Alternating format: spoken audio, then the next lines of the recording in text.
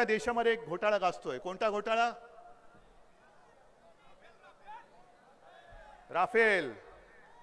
आहे ना, लक्षात आहे ना, लक्षात येत आहे ना. हा घोटाळा कशाचा आहे?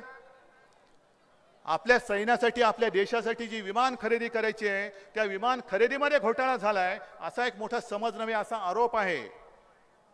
आणि त्याच्याबद्दल सुद्धा जे काही प्रश्न निर्माण केले गेले त्या प्रश्नाला उत्तर दिली गेलेली नाहीत.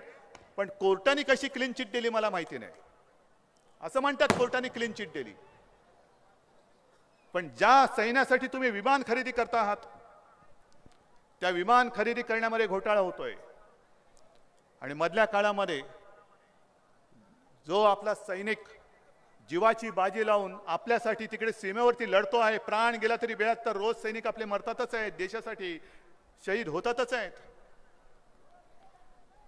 पण ज्या सैन्यासाठी तुम्ही विमान खरेदी करताना सुद्धा त्याच्यामध्ये घोटाळा होतोय, त्या सैन्याची पगार वाढ करण्याचा जो काही एक प्रस्ताव आला होता तो प्रस्ताव आपल्या या सरकारने नाकारून टाकला, केंद्र सरकारने. खरंय का खोटे? खासदारांनी सांगा बघ, खरंय की खोटे?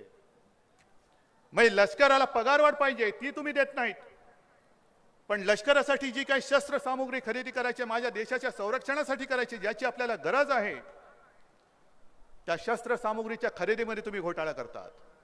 किती पाप करतात?